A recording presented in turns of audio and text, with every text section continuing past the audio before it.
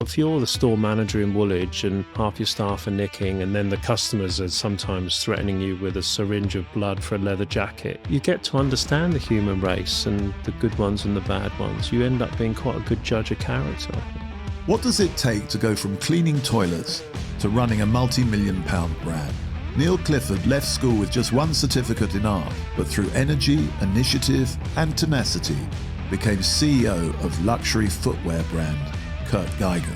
In today's episode, we discuss how dyslexia impacted his career journey, how he adapted his business strategy to open in America and expand online, and how a conversation one Saturday afternoon in Debenhams completely changed his life.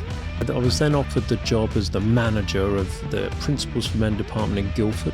It was the worst store in the company, 8% stock loss, terrible sales. All the staff were nicking, basically. So I got rid of all the staff, caught them stealing, used to go home and then come back an hour later, and there was the assistant manager with the shutter up, nicking suits. And Well, you had to dismiss everyone. yeah, And you were how old? I was 19. What were the sort of three main things you did to grow the business like that?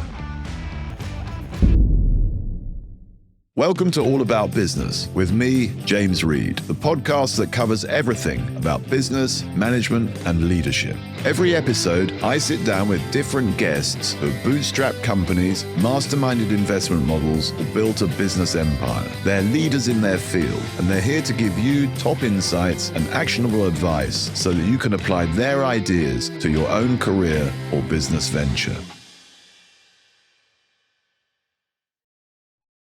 Well, I'm very excited today to welcome Neil Clifford to the studio. Neil is the CEO of the fabulous fashion brand Kurt Geiger, and he's got an amazing personal story that I'm sure you'll find inspiring. I mean, I'll begin by just mentioning, Neil, I hope you don't mind, that you left school at 16 with just one O-level. I did. What happened next? I failed the others. I actually thought I was doing quite well. I'm from Portsmouth, my hometown. I'm sort of typical Grange Hill, sort of comprehensive.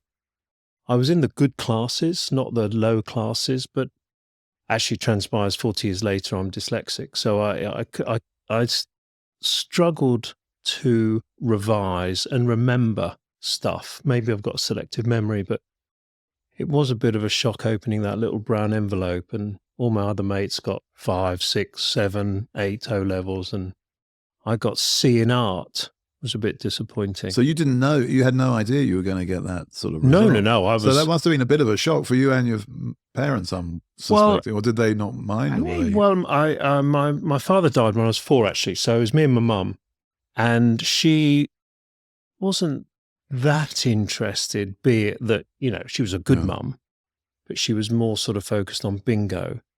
Right. And other things. So I just sort of threw away the piece of paper and off I went, really. And just told myself I didn't do very well. And off you went. I mean, that's the key phrase here. Yeah. So off you went. And I understand you got a job in a Fiat car dealership. Well, what happened with that was that there was this rule, which still exists, isn't it, that you had to have, 5 O-levels to get an apprenticeship. And I had no idea, like most people, really, what I wanted to do. And there were no jobs in 83, it was 12% unemployment.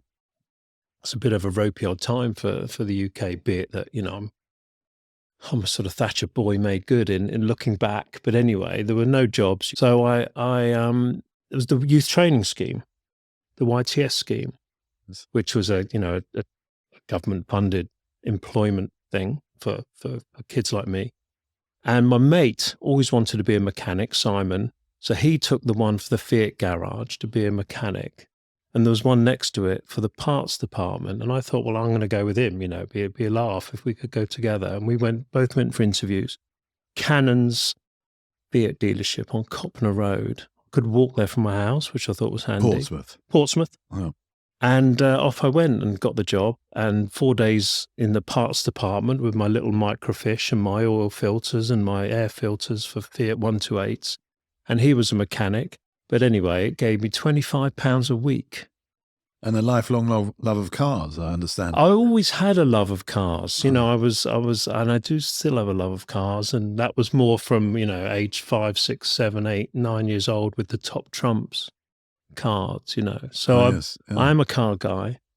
And anyway, so it was nice that you got a bit of money for my petrol for my Yamaha Fizzy motorbike that I had. I was in a band at the time. So you're sort of living the life in 1983. Living the life. You're in a band, you've got a motorbike. I had a night job cleaning 25 toilets. quid. Another 2 jobs. I had another job cleaning toilets at IBM. Right. Which was more than the 25 quid because I needed a new keyboard. May I ask, what state did they leave the toilets in at It was IBM? all super clean. It was always clean, We basically used to sort of mess around really for 2 hours. So you didn't find them in No. It was all it was all an quite interesting insight. It was all quite posh. And seeing those, IBM was Portsmouth was the headquarters of IBM at the time, and suddenly saw this insight of these posh offices and posh toilets, and you know all these lovely workspace that I didn't know really existed. And I got my keyboard actually. I bought my keyboard from a band. So yeah, that was my first year, really. I loved that job. I loved the job in the Fiat garage. You know, I was talking to people at the front desk, selling parts for rusty Fiats because they sort of used to rust in about 2 years back in those days. Right. And then all of the camaraderie So you were of selling all the parts, mechanics. not cars. I was selling parts. Yeah. And what did that teach you about sales? Well, I've always been a good talker. It's about the only thing I'm good at, probably. But and I like people. You know, I'm curious, and I enjoy other people's company. And it was nice to be as part of a gang. You know, with the mechanics or with the sales guys. It was the launch of the Uno in '83. Yes. Bit too much information, probably, but you know, the Fiat Uno. No, I remember it. Not a big car, but a popular one. European Car of the Year. Was it? Yeah. Right. So I can see why people bought stuff off you. I remember arriving the first day into my first day in the job. There was a Fiat X19 final edition in burgundy in one end, and then the 4-door Uno at the other end. I thought, this is magic. Actually, work is so much nicer than school. What is it about work that's nicer than school? Well, you get money, which is nice. For me anyway, maybe because I'm not academic, I suppose. So I'm looking at it from one end of a telescope, aren't I? But it felt like progress. I could, I always knew that I wanted to be something. I just didn't know what it was. I was quite materialistic. So I liked money. And I was willing to... You're saying that in the past tense? No, I still love money. I think anyone that says they don't is sort of lying. Yeah. So you still like money? Yeah, I still like money. But I think I always felt that I could do something or be something or achieve, stuff, but I didn't know what that looked like.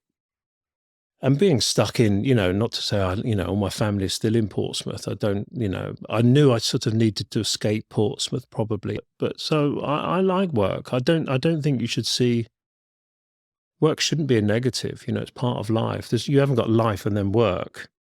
Work is just like a really great structural part of your life, really. I couldn't agree more. I mean, I think that's something that somehow gets missed quite a lot these days when people talk about work-life balances. If work, I don't think there's such a thing, really. You don't think you've got to enjoy work? I agree. I see work as positive. Not just because of money or materialistic things, but I think being around people, the social gymnasium of work, I think is critical for one's mental health as well as everything else. There seems to be a mounting body of evidence to support that. And it's interesting now with people sort of preferring hybrid work or remote work, whether that's in their long-run interest or in their organizations, and there's a sort of tension around that. I think we have to be really, really, really careful not to, particularly for young people, when you're learning, when you're that sponge of, you need to learn from other people, that the work environment is critical. I've got the whole, ADHD thing. So I find it hard to focus on anything. The perfect job for me, looking back, was always going to be a CEO's job because I'm never, ever, ever scared of responsibility. That's so I'd interesting. always sort of wanted to be the boss, frankly. And my job really is to sort of, nudge people along. But how do you do that? How do you go from sort of entry-level job to CEO? Well, tell us this story, because I'll tell you the story, you left Fiat and you went somewhere else. No, didn't you? what happened was that was 25 quid a week. I finished my thing. But in between my house, I lived on Copper Road, and the Fiat garage was at the other end of the street. Halfway along the street was a hardware shop called Amberley Stores.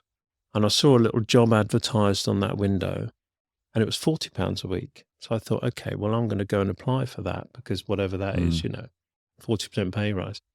Went in and spoke to Jean that ran the shop, and I got the job in there. And that was basically a sort of open all hours job. Right. So I cut keys, I delivered paraffin to lovely old ladies, gas bottles. I had my little Honda company car, the little van, with the little flip down sides. Selling, the Ronnie Corbett sketch. For people basically. who can't see you, you're smiling. You obviously really enjoyed this job. I adored that job. It was like, it was the two Ronnie. Happy memories of that job. It was the two Ronnie sketch, got any O's. It was that job. It was wonderful. And I did that for about a year and a half, but I smelled of paraffin. Right. Because, the paraffin heater was a big thing then. So I delivered 20, 30 litres of paraffin a day. And my mates on a Friday night, Saturday night would say, mate, you stink of paraffin. Right. So I thought, this is not really a long-term job, really. Right. That smelling of paraffin. Yeah. And my mate had just come out of the army, John, and he was a salesman in the Burton's department in Debenham, Southsea. Right. And he said, actually, it's a job. Do you want to come down? And Portsmouth in the 80s, it still is like this, was very much the men were the peacocks, the coloured feathers. We always dress up, took a lot of interest in how we look. That's a Portsmouth thing, is it? I think it's it's a thing, isn't it? I'm not to say, but it's a Portsmouth thing. And so I always look smart, I always spent all my money on clothes. We'd always go to Brighton or go to London and borrow some money off your mum and get the new man jean jacket or whatever. So I went for the interview at Principles for Men in Debenhams of Southsea. Right. With the manager called Sean Uzzell. And I got the job as a salesman. Right. And Principles for Men. Principles for Men doesn't exist anymore. And I never looked back. I thought I just discovered the place where if I was nice to people and charming and good at talking and helpful, I was suddenly really good at something. So what were you selling? Selling suits. And shoes and clothes and socks and gloves and jumpers. Right. And I suddenly became, my God, who's this guy that can sort of rattle on all day? Yeah. And so you were making a lot of sales. So you got noticed, did you? I got noticed. I was then offered the job as the manager of the Principles for Men department in Guildford. Right. So drive up and down the A3. So what age are you at this point? I was at 19, 18. So young, yeah. 19. I saw a job in Guildford. I applied for that. So you're a manager of a store in Guildford at 19. Inside the Debenhams. So it was a concession. Right. And then one of the big things, and I think we've all got a story about the one person that helped us, right? Everyone's got that story. But this was 88, 87, and Ralph Halpin, who was the chief executive of the Burton Group, a real, big retail dude, lived in East Horsley, lived near Guildford, and would visit the Debenhams on a Saturday. Debenhams was part of that group. It was part of the group then, yeah. And he came in, and my everyone was, oh my God, there's Ralph Halpin. No one would spoke to, and I thought, this is my moment. Right. So he comes in, you're there. He comes in, and I'm like, hello, sir, lovely to meet you. Shook his hand, and off I went. Told him everything that I'd done and how I'd turned the business around, and I was up 25%, and I did this and I did that. Oh, he's probably quite pleased to hear this. And he was like, right, what do you want? What do you want to do with you? And I'm like, I just want to be the biggest store manager, and I want to be an area manager, and I want to learn more. I'm curious. I'm happy to learn, develop. I don't really care about my salary. I just want to get on. And his advice was move to London. That's where the big jobs are in retail. So I went home and said to my mum, I've just been told by Ralph Halpern I need to move to London, so I'm going to move to London. She's like, great, you need to move to London. Yeah, let's do it. Right. So I applied for the first job that I saw. This was before email. So he wasn't offering you a job? No. He just said, you should think about moving to London. Yeah, but the message was go where the action is. Go where the action is. And I saw Woolwich, store manager Woolwich. I didn't even know where Woolwich was. It was a bit hairy in 88, Woolwich. I remember. And so I applied for the job, got the job. Obviously, no one else applied. I was the only applicant. £9,750 a year. I remember my offer letter. And my mum drove me up in a little Ford Escort, Mark 1. Right. PCR 924M number plate. And I had off a car I went. with an M number plate. Yeah, once, M, no, 74. Yeah, 4-door Escort, rare car actually. It is. And then got a little bed sit in Plumstead, and off I went. And I worked my absolute heart out in that store.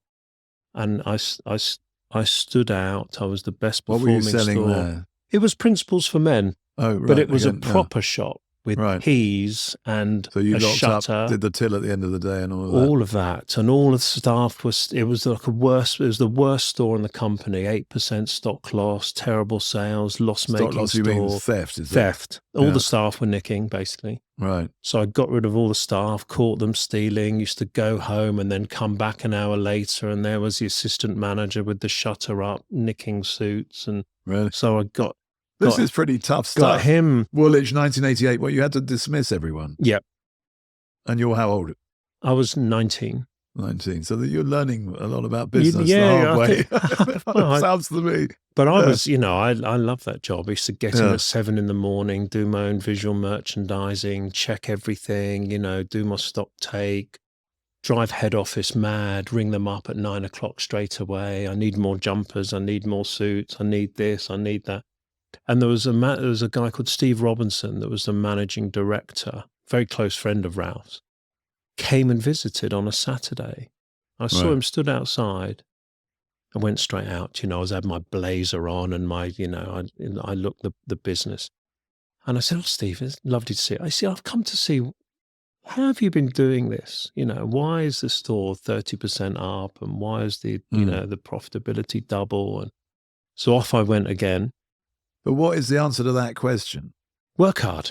Work hard. That's what you were doing. Yeah, basically. That's that simple. There's not very much complicated. I mean, you sort of obviously can't. But you weren't displaying the suits in a more creative way, or well, I was pricing it differently. Yeah, no. I wasn't doing that. You couldn't do that, I suppose. No, but I've recruited a good team of 3 or 4 people that I trusted. I was, hopefully quite motivating. I was all the things you are as a store manager, I think work hard as long as you've got half decent brain and hard work, it sort of pays off in the end. But recruiting a good team that you trusted is, for me, a big bell ringing, how important that is, because you can't do it all by yourself. No, you can't do it all by, I sort of tried to at that. There's a very small store. It was next door to the first ever McDonald's in the United Kingdom. I always remember that. There was a little plaque. Woolwich. What's the first ever McDonald's? First ever McDonald's, yeah. But your arrival there was sometime after the first ever yeah, McDonald's. I think it was 83 or something. Right. So I was then promoted to the biggest store in the company in Bromley. Right. So I suddenly at age 20 was that was a big change. So how many people were working for you in Bromley? 25, 30. Right. Yeah. And so I really did have quite a fast move. So you went from boutique to big store in 2.5 years. Yeah. Right. You're still very young, and you're managing a lot more people. Yeah. How did that go, Bromley? Good, actually. I was a bit of Bromley became. There were 3 stores that were the biggest: Liverpool, Marble Arch, and Bromley. And Croydon was about number 4. And so we were all fighting. The only time Liverpool ever beat me was really Christmas week, when the Christmas money gets paid out in Liverpool. It's a bit of a they're last minute Christmas shoppers. There. Well, they collect money for Christmas in cash. Oh, the savings. Then the savings then gets paid out. And Liverpool only ever beat me on Christmas week. Apart from that, I was always the number one. I love winning, basically. Right. So I'm obsessed with winning. So this is, what year are we talking about? This is 1990, 89, 90. I know Kent was... So 35 years later, you can still remember you beat Liverpool every week except Christmas week. Yeah, definitely, 100%. But, you know... I like that. Kent in 88 was boomtown. You know, it was right. City money. I was selling 20... of course, because of the sort of big bang in the city. I was selling 20 Saint Laurent suits on a Saturday. Right. You know, me and the team. So almost £4 million of turnover in 88 in a menswear store in Bromley. I mean, I bet that doesn't exist now. No. So you were doing really well in the Burton. I remember there was an ad. Wasn't there a promotion? Bags more buzz at Burton's or something. And there was. When was that? Principles for Men was the posh bit of the Burton group. Really, we looked down on Burton's a little bit, but obviously that we don't didn't exist anymore. And then I was made an area manager, so I was in charge of 20 stores. And then Steve Robinson and also a friend called Paul Sweetnam, who was very, very important to my career, sort of saw the fact that I had this ability to connect people. And there was a job sort of created for me called branch merchandiser. So I got my first company car, Renault 5 Turbo, at age 21. Right. G-Reg. Love that car, navy blue, gorgeous thing. And I used to bomb around the United Kingdom, visiting all of our stores, right, 2-3 times a week. And then I would be in head office. So I had this, you know, I suddenly become a head office person on Oxford Street. Yes. And I would connect the stores to head office, which I'm still a big believer in. I drive everyone mad a little bit at Kurt Geiger saying, you know, the answers are in the shops.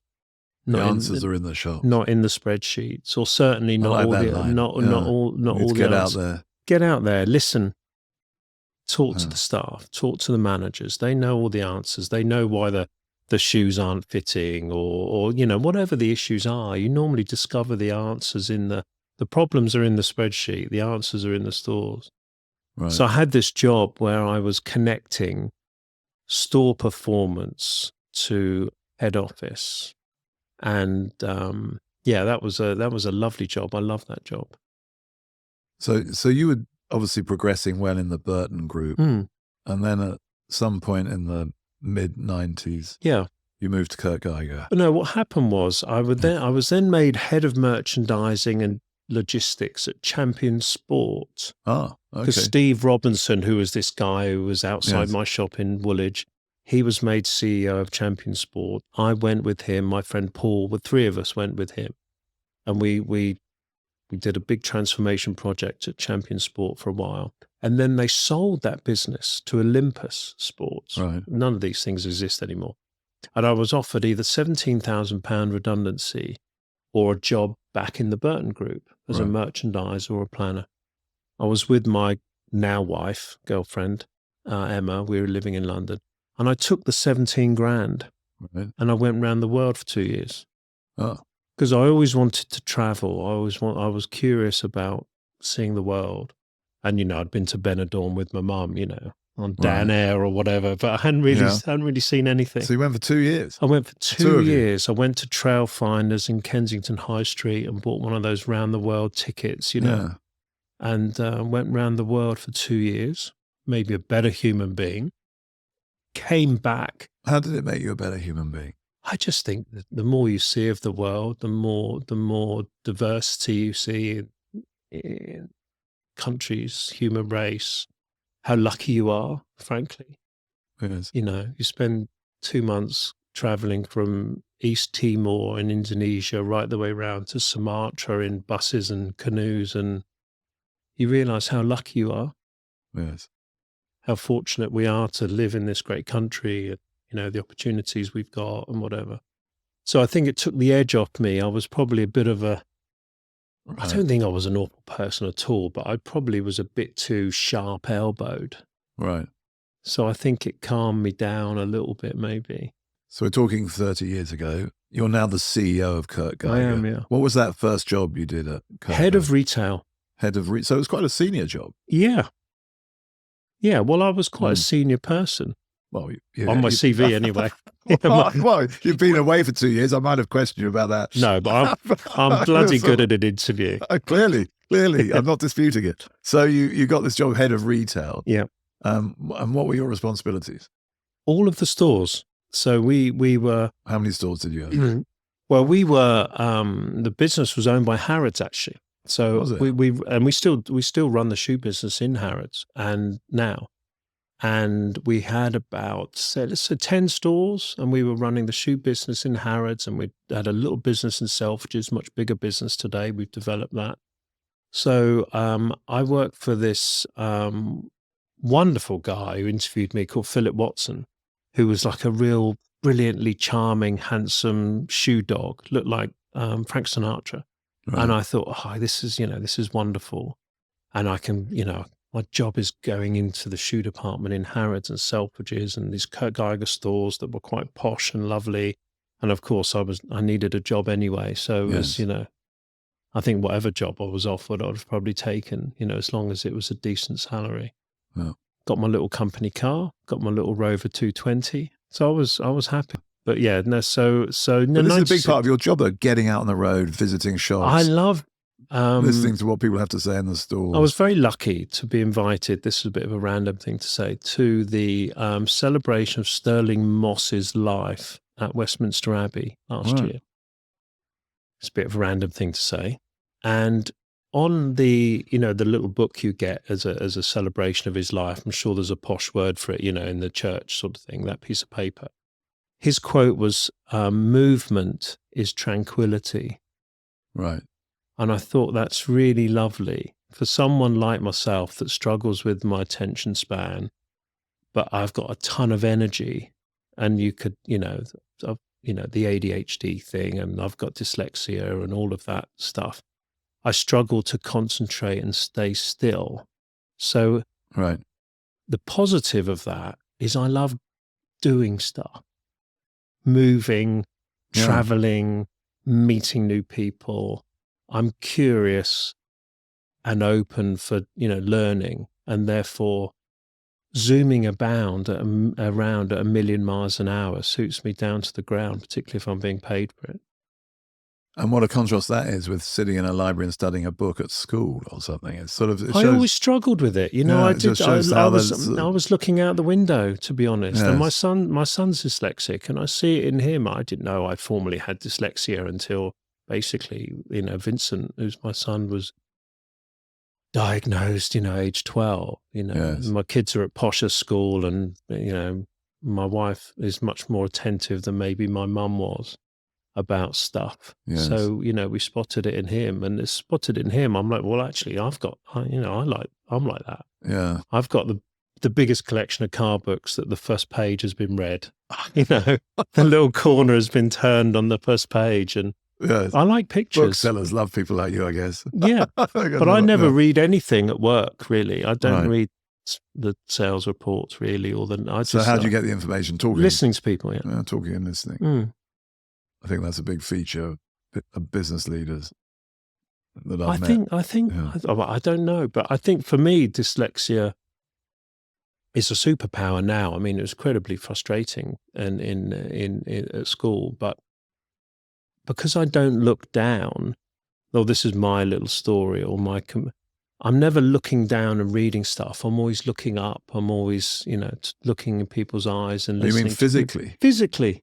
Yeah. So I think I'm a better judge of people than some, because I put more effort into trying to study human beings than I do spreadsheets or words. Very interesting. Because so many meetings now, there's a lot of people sitting around the table with a computer screen or a laptop. I don't look at any of it. You don't look at any of it? No. You look at them. Mm-hmm. And you learn just by looking. And if you're the store manager in Woolwich and half your staff are nicking, and then the customers are sometimes threatening you with a syringe of blood for a leather jacket, in 88 when the whole, AIDS things was, Wow. You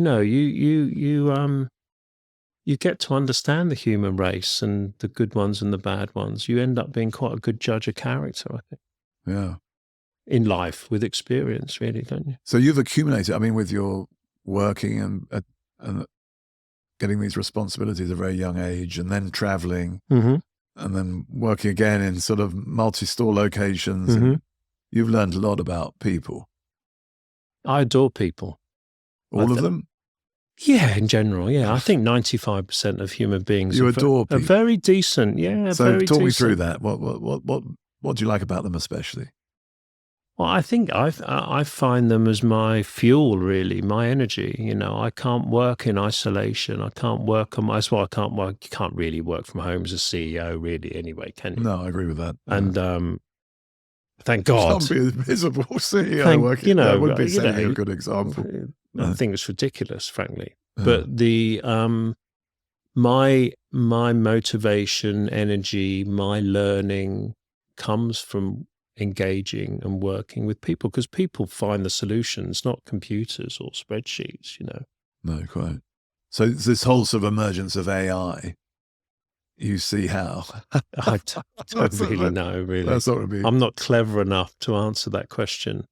I mean, I don't know. I mean, clearly it is helpful, and we're attempting to, you know, use it. And I don't want to sort of sound like an old dinosaur, but at the end of the day, it's people. People make the difference in my view. You know.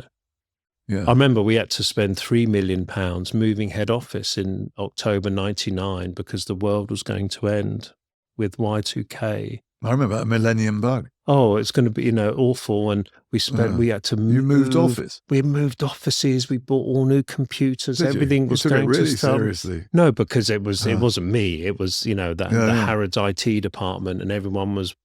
And I think in the end, you know, people are the most important thing, not really computers. Well, if there's any consolation, it was a very good time for IT recruiters.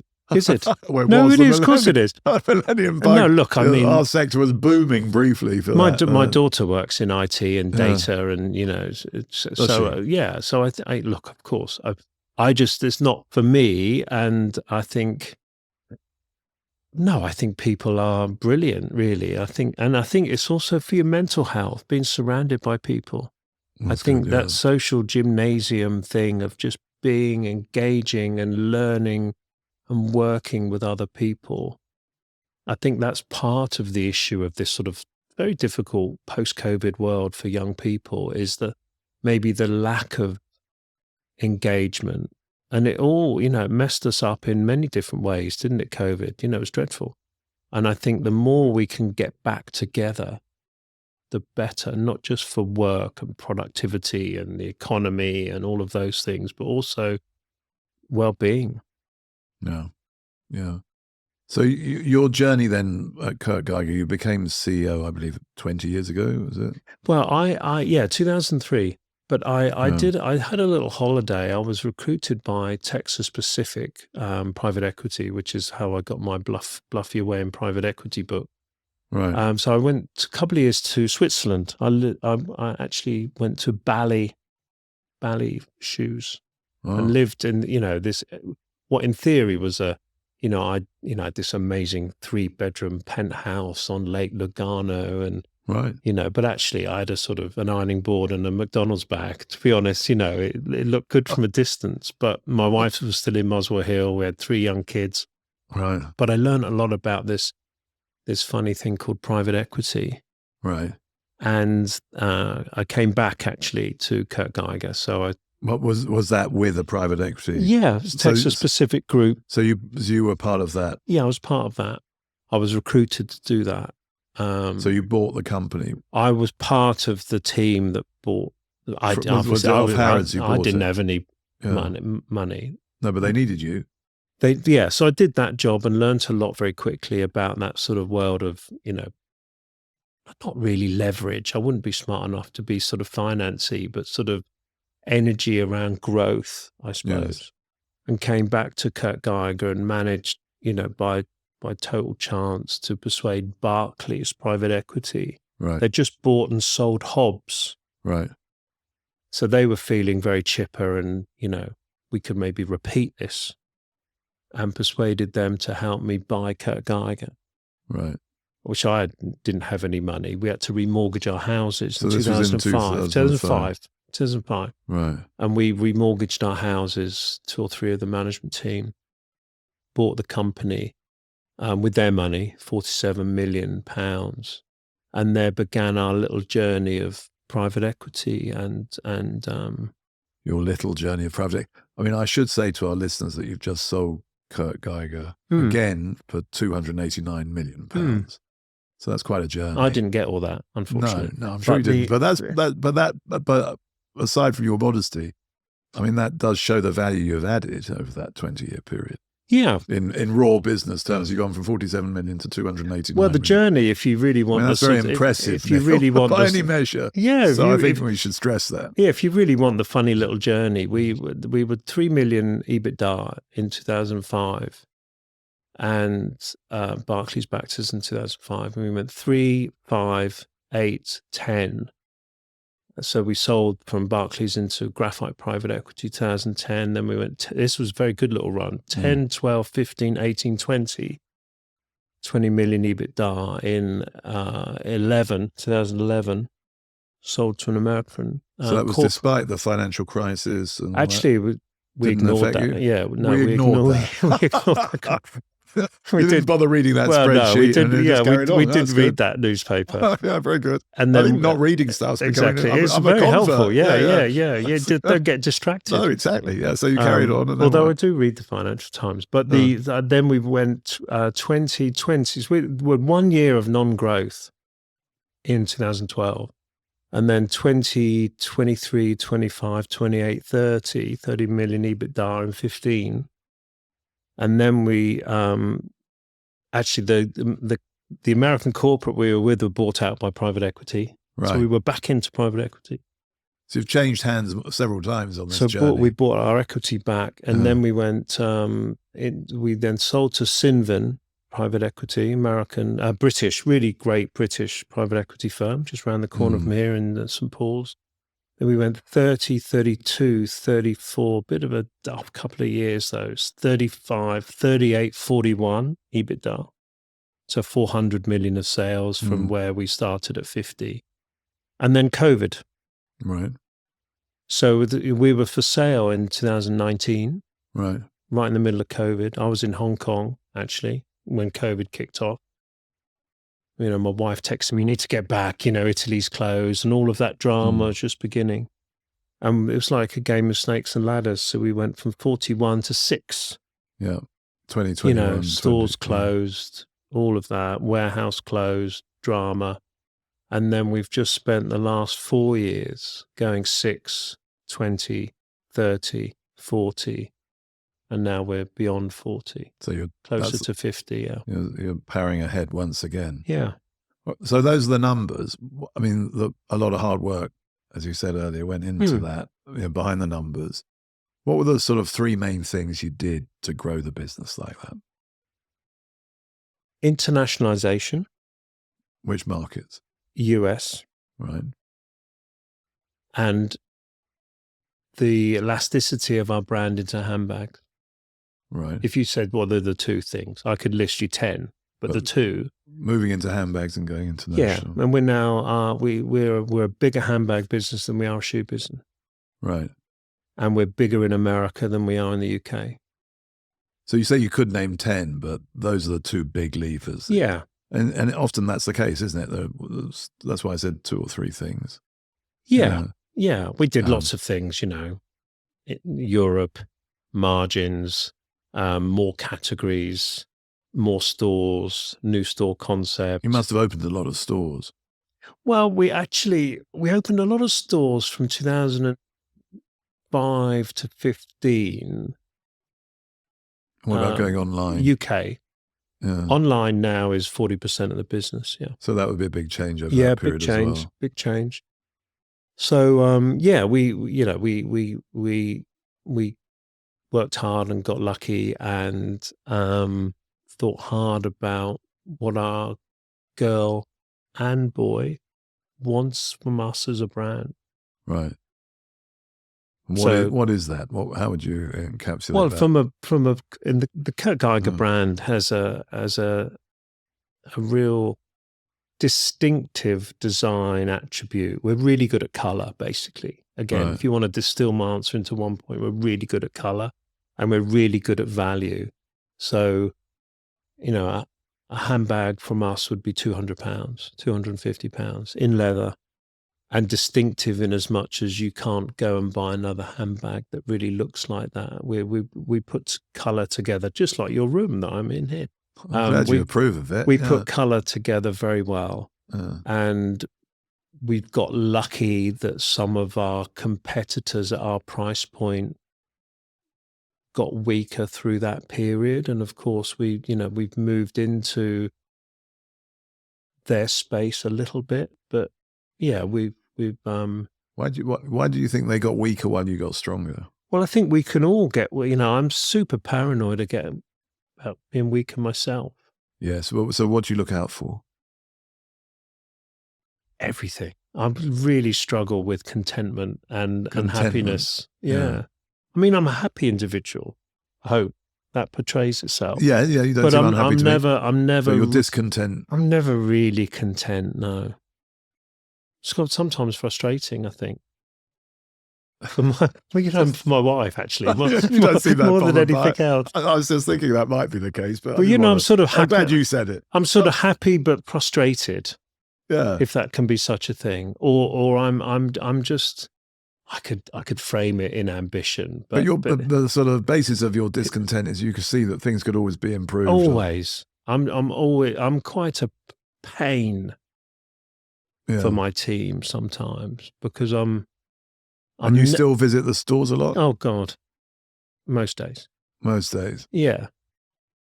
Yeah, and you'll come back and say, why are we doing this, or what's happening? Constantly, honestly, constantly. That's good, I mean, constantly. I'm a right pain, but I think that's the nature of my job. Really, you can't ever really kick back and say, "We've done it. It's fantastic. We've nailed it." Can you? You can't. You just. I think complacency's a killer. You really can't. I mean, I couldn't spell it anyway.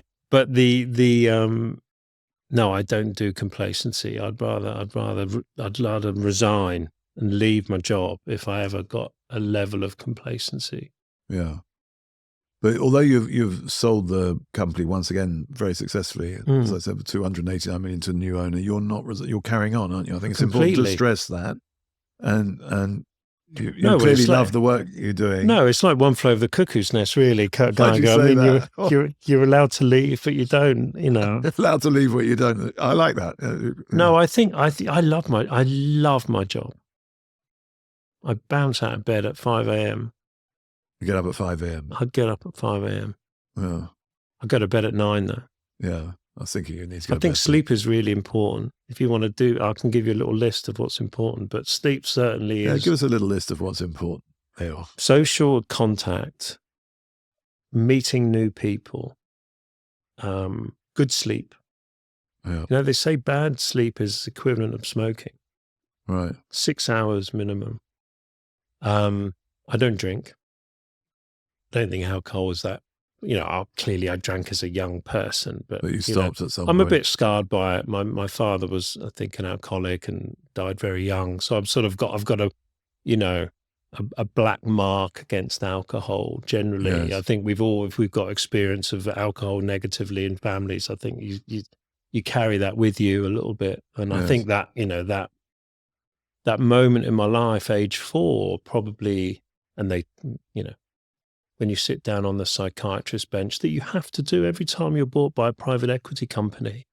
They then sort of grill you for a couple of days to make sure you're not mad or a psychopath or something. Do they? I didn't know that. No, you get put through this whole sort of psychometric testing. It's a bit like James Bond reapplying for his job all at the that. beginning of every movie. All of that.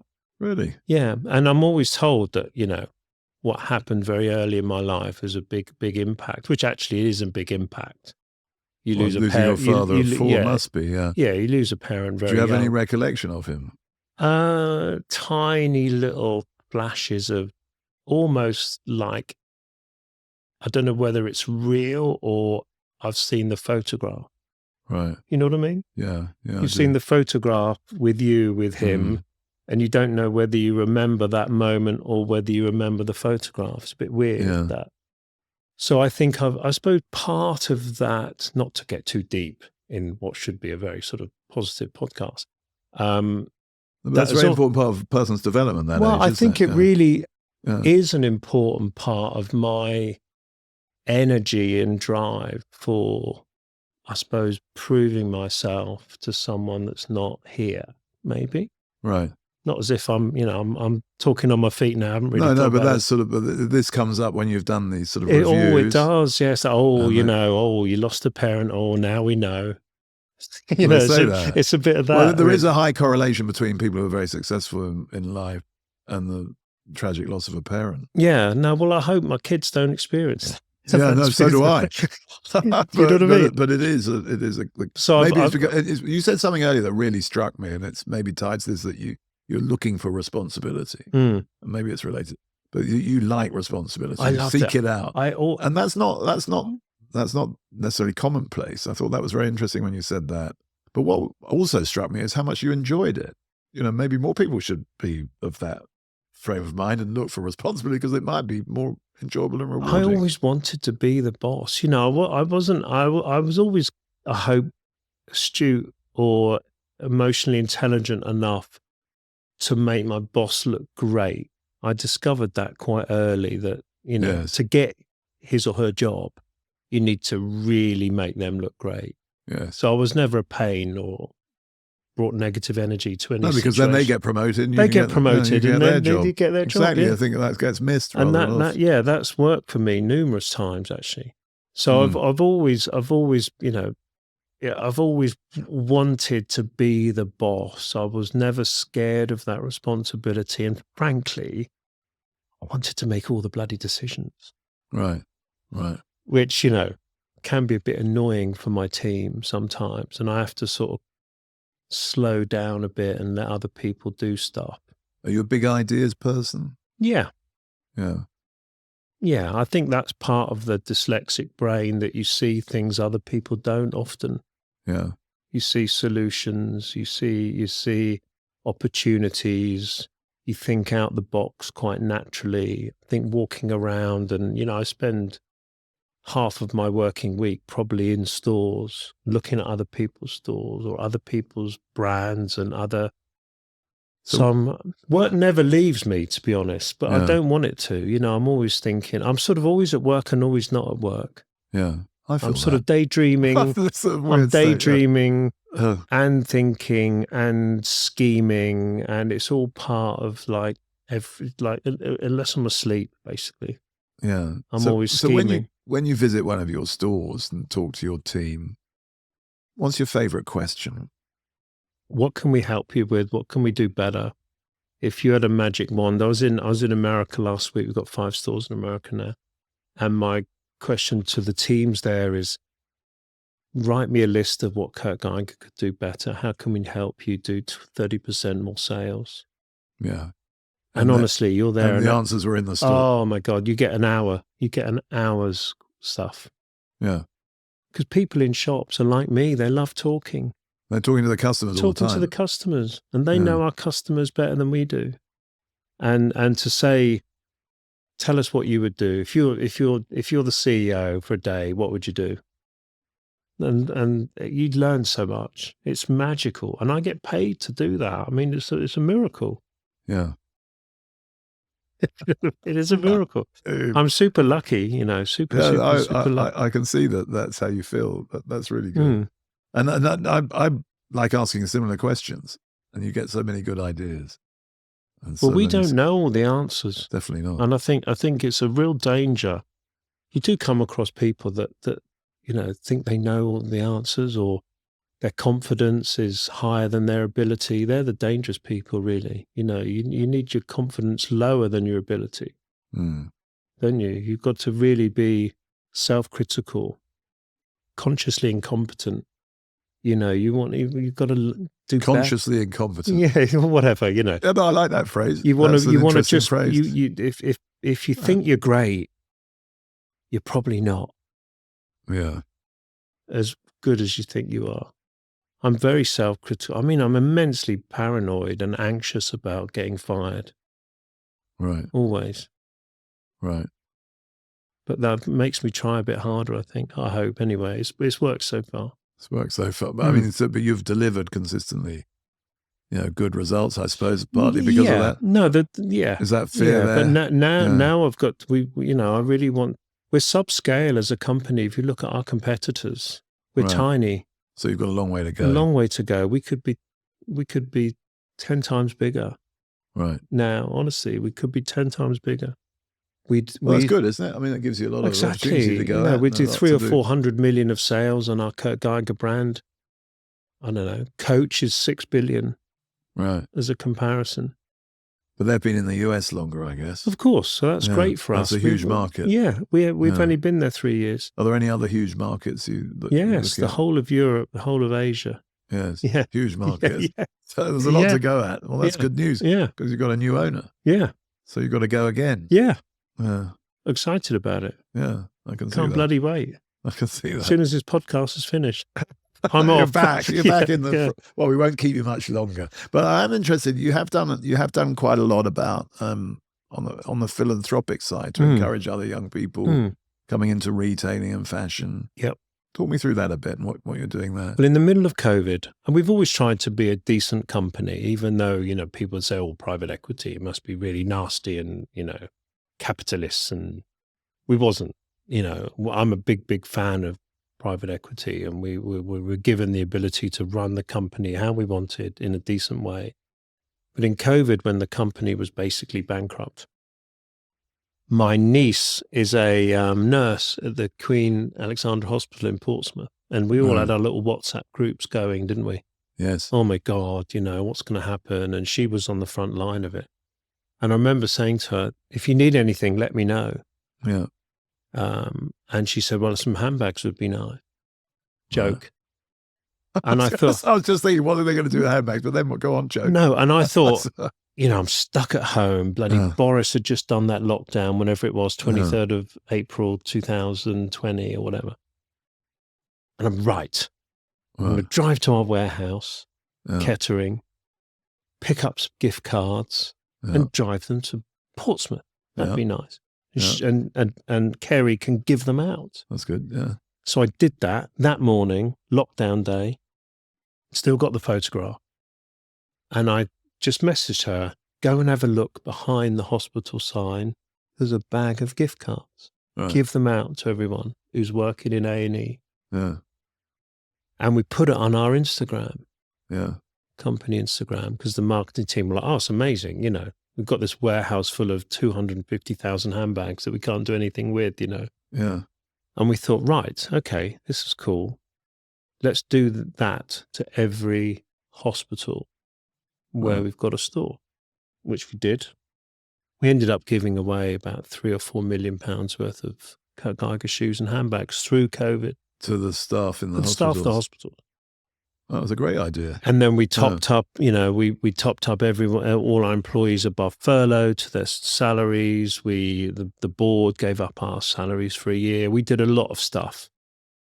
And then we thought, as it was coming to an end, we thought, you know what, our employees loved the fact that we went down fighting. We did a lot of positive. How do we keep that in the company, this sort of kindness thing?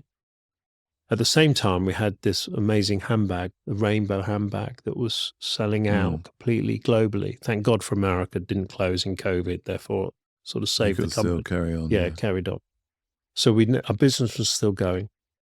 And we said, okay, but why don't we start a charity? Why don't we, so it took us a year basically with the charity commission, and we set up the Kurt Geiger Foundation. And we then said, well, we're going to link our loyalty scheme to our foundation.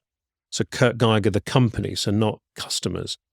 If you shop with us, we put £1 into our foundation, our margin, to fund that. And the strategy was, how do we help young people for whatever reason that they haven't got the ability or contacts or education or geography to break into the creative industry. So going back to my little journey of the youth training scheme and all of that, and the luck I had, and Ralph Halpin and Steve Robinson, there's always one person and all of that.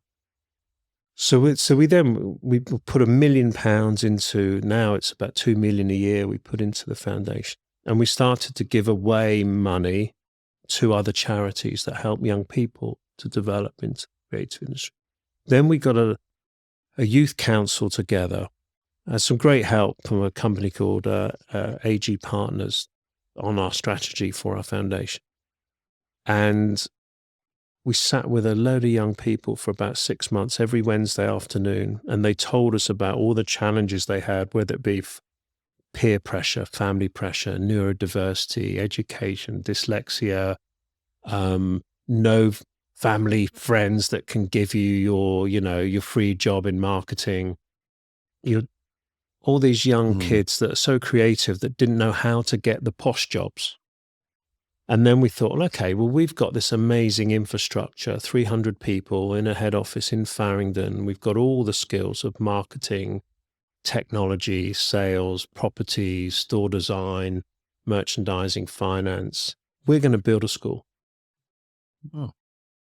So we're going to educate young people. We're going to provide a free service, which we did. We recruited 3 teachers. Everyone wanted to work from home at that point, so we had a load of spare space in the office. So we built a little. Come and visit, actually. I'd like to. We built a school and we. So what do you call it? It's our Kurt Geiger Academy. Right. And pilot was last year. 22 young people. 7 of them ended up getting full-time jobs with us, which is magic. Now we're up to 50 every 6 months. So we have a. Do they get a qualification or They get apprenticeship? it's AQA registered and qualified with the government. And all of our teams in the office do the education. So it's real hands-on. We can do a whole new great idea. We can do a new podcast, James, on our education system. And now it's not fit for purpose, I think, in terms of employing. Yes, no, quite. Helping young people get the right jobs. Yeah. So we've got our teams, our senior managers write the curriculums, they do the education, they present to the young people. Every young person has a mentor that they've got access to the whole time. We provide food, travel, everything. It's probably the best thing I've ever done. I'd love to go and visit that. It's really cool, actually. Really cool. And we're...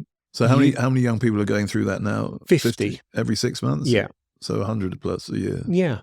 And we're using it as one of our great vehicles of recruitment, to be honest. Right. And, I was sat with a young lad called Ryko yesterday who sort of sent me an email and said, I'd love to come and talk to you. And we've changed his life. He couldn't even get a job at the local post office warehouse. He lives out near Uxbridge. And he applied for this, found it in his job centre. He did the 6-month thing. He passed. We offered him a full-time job in digital marketing. Right. Not a hope in hell would he. We wouldn't have found him. We wouldn't have even knew he existed. Yeah. Because and he wouldn't have found you. In the olden, we our bless our HR team or whatever. We'd be looking for people with degrees that had gone to a good university, and actually, degrees are fine, but they're part of the story. They're not the whole story, are they? In many respects, they're not that relevant. Well, I think a lot of young people are questioning degrees now because of their potential irrelevance and because of the cost associated. 3 years. Lots of debt. Look, my daughter's got a lovely degree and she had a great time at university, and it's fine. Degrees are okay, but they're not that important. Not the answer. No, not really. It's about just as much your emotional intelligence and your ability to work with people and your motivation and your energy and your positivity and your ambition and lots of things, isn't it? And that's what you're able to sort of capture and help develop in your academy. Yeah. As well as skills. So you think more companies should have academies? Or I think so. I think so. I think lots of companies do great stuff. Yeah. But I think it's as I'm hearing of it more and more, actually. It's as much about confidence. And, I look back at my little job in Portsmouth, Debenhams. I'd never really been to London, been to Buckingham Palace when you're age 9 or whatever with the school. But when I moved to London, I had my little Alfa Romeo, another car reference. I used to drive in from Plumstead into central London at night and just drive around and see all these posh offices. You know, the Lloyd's building had just been built and NatWest Tower. And I thought, what do all these people do? I want to be part of this. Yes, yeah. You know, I want jobs that these people have got. And I think it's as much for young people now. They see all these, you know, kids that have gone to university that have, you know, got their oat lattes and their Apple laptops, and they're in little coffee shops doing Zoom calls in, you know, Hoxton or whatever. How do you get those jobs unless you've gone to the right university, or mum or dad has got you a free internship and they've wangled you through the door? I think it's very, very difficult for young people. And no one, I don't think you're much smarter just because you've been to university, to be honest. No. Well, I would agree. But do you think retail is still a good way in for young Brilliant people? way. So, Brilliant you know, way. you obviously have your academy And and I you think started out like that. And I think we as an industry probably need to do a better job. And I think the government needs to listen to us more than it does. You know, I think retailers looked down on, would be my judgment. And we could really be the fertilizer, the catalyst for a lot of improvement in the economy, frankly, or productivity, or developing young people and getting them off, you know, off a path that maybe is not as positive. I think Napoleon Bonaparte made that mistake, didn't he? He sneered at us, saying we were a nation of shopkeepers. Yeah, and look what happened to him. Yeah, exactly. So retailers got a long history of being looked down on, and it's actually really, really important. Yeah, yeah. So I think there's a lot we can. I think governments can't do everything, can they? I mean, they're basically skint, aren't they? Seem to be. Yeah. You know, so I think we've got to get on with it, haven't we? Yeah, we've got to get on with it. Yeah. Okay, Neil. Hey, I so enjoyed that, listening to your journey and also your inspiring thoughts about how young people can engage now, and especially with retail and your wonderful academy, which I'd love to visit. So, Neil, you've been the CEO now for 20 years, and you've got obviously a very long career in retail. What sort of characteristics or approaches do you still use today that maybe you used back when you started out, or what things do you see as consistencies, if there are any, in your career in that way? Well, I think it's really annoying getting old, isn't it? Because I don't feel any different apart from when you look in the mirror. You know, I've got the same sort of bouncy energy as what I had when I was 20 or 30 or 40. But then you look in the mirror, you go, oh, I am older than I feel. So maybe you should ditch mirrors. Like yeah, reading. Exactly. Yeah, so, yeah. What do mirrors do? What's anyway? the point? Yeah. Unfortunately, there is no shortcut to heaven, is there? It's daily grind is probably the reality, but treating that as a positive thing, treating that consistency of effort and seeing work as a really positive part of your life that is progress. Right. And I like to think of it as that. It sounds a little bit cheesy, to be honest, when I'm, you know, I never share this stuff really. But I think I like routine. I like routine. I like the fact of, you know, I'm predictable, I'm reliable, if not a little bit of a, you know, maybe a bit boring in a way, that I just like nudging along, getting a tiny little bit better every day. I think is, you know, is something that I don't know where that came from. You know, my mother and father were quite different human beings. My mother was a bit of an entrepreneur. She had a shop. She was, you know, she had the gift of the gab. She was a good talker. She was always, you know, she was always up for anything. Where my father was quite a sort of, not as if, you know, as you know, I didn't know him, but talking to I've got 3 older brothers. So, you know, I learned about him through them. He was quite a sort of consistent, hardworking, predictable guy. And maybe I was lucky enough to get both of the positives from my mother and father into a cocktail that sort of worked. Yeah, and that's, you continue to deploy that cocktail. I that's think the right way of putting it. There's no replacement, unfortunately, for consistent hard work and a positive attitude of progress and seeing work as a really important, positive part of your life. I'm so pleased you say that. I think work needs a bit of PR of its own, really. These days, so many people sort of. Sometimes I'm a bit embarrassed because it Mm. sounds a bit too cheesy. Now I'm this sort of so-called CEO-y person, but I'm no different to the toilet cleaner, to be honest. I love that job in the fit garage. I love that job in the hardware shop. I love delivering paraffin to old ladies and having a little natter and a cup of tea. I love selling suits in Bromley on a Saturday afternoon. I saw it as a force of good work. And someone said to me yesterday, actually, which is a bit funny, you get progress in life with three things. I'm not sure this is true anyway, but I'm going to say it and you can use it or cut it out. Hard work, brains, or good looks. Not to say I've probably got 1.5 of those. But I think you've got to just face into the wind and get on with stuff and the power of the individual. Don't expect anyone else to give you a leg up. The government's not going to help you. You've got to help yourself. You've got to, and I think, unfortunately, we probably lack a little bit of that as a country at the moment. Or we could do with a bit more. I'm in America a lot, and American can be faulted for many things, of course. And I loved, the UK. It's my favorite place in the world. London's the best city in the world. But we do need a bit more energy of self-progress. Our economy's flatlining. Europe's flatlining. Look at America. The work ethic in America is higher. And I think we could look ourselves in the mirror a little bit on that, maybe. We need to rediscover that. Yeah, I think it was there before. We've got an amazing set of attributes, haven't we, of a country? Creativity, GMT, the legal system.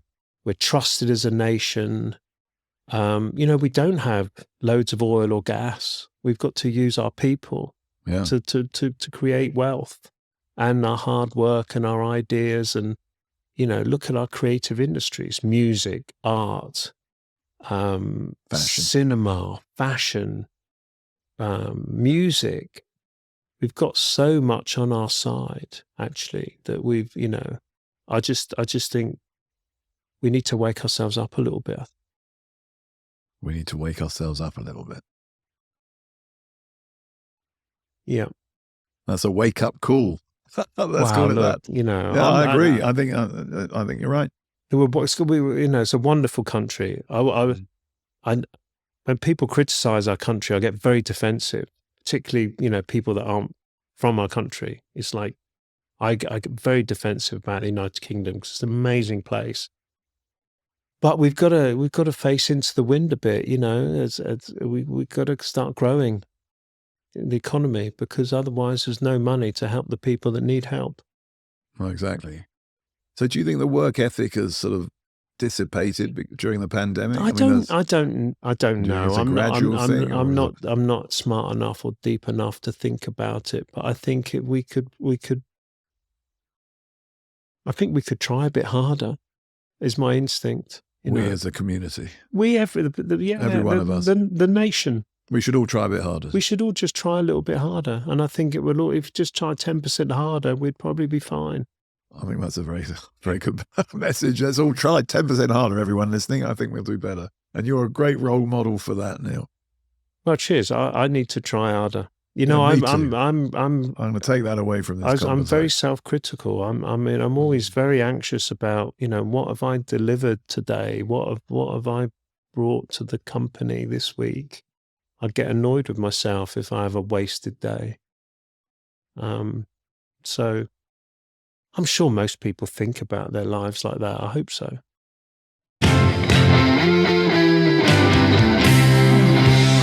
I'm going to ask you two questions that I ask everyone at the end, if I may. Gotcha. The first one is, what gets you up at 5 o'clock? Yes. I happen to know now, on a Monday morning. Well, Mondays are the most important day of retail. So it's a mix of excitement and anxiety. I don't have an alarm clock. I set it at 4:47 actually, which was the house that I lived in with my mum. But I'm always up before then. I'm sat there staring at the clock at about 4:40, thinking, do I turn it off? Do I wait for it to go off? What do I do? You're awake at 4:40. Yeah, I am. Yeah. And I drive in. I live in Buckinghamshire. I drive in because I like driving. Sometimes wish I lived further away, to be honest. I drive in for 45 minutes. I go to a lovely little coffee shop in Camden called Salvino, which is a lovely mix of weird people like me. And we have a little coffee, and then I play tennis at 7 a.m. in Camden for an hour. And then I come to the office, have a shower, and I'm ready to rock and roll by about 8:45. So that's every day for me, actually, but Mondays are particularly exciting. Well, that's good to hear. So you've packed a lot in by 9 o'clock. I am, yeah. I've done 700 active calories. I'm very impressed by that alone. And the last question, which is a question in my interview book, Neil, and it's one of the Fateful 15, one of the classic questions that a lot of people get asked is, where do you see yourself in 5 years' time? Crikey. I don't admit that I'm 58. You know, I sound 56, so I don't count COVID. But if I have to be honest and say 58, so I'd be 63. I hope I'm still here. I hope I'm still here. I do love my job. The only thing I'm paranoid about, well, I'm paranoid about lots of things actually, but in terms of my job, I want to go out like Alex Ferguson, let's say. I don't Top of your game. I don't want to go out like Margaret Thatcher. No. So I'm tearful in the back of a car. Yeah, being dragged out. No. So you know, I'm very wary of when my time is up, and I hope it isn't. You know, it'd be nice to have a little flat in Lake Como and, you know, mess about a little bit with, or whatever. I don't know what I'm going to do on retirement. I hate the bloody word retirement, to be honest. I don't even like discussing it. So I hope I'm still here, and I hope that I've delivered what our plan says, which is doubling the size of the company in 5 years. Wow. Well, I'd like to invite you back here if you are, as I hope you will be, and I hope I am too. Yes. to have that conversation again. I'm happy to do that. That's a deal. Well, thanks very much for coming in to talk to me, Neil. You're welcome. That conversation. Thank you. Thank you, Rob.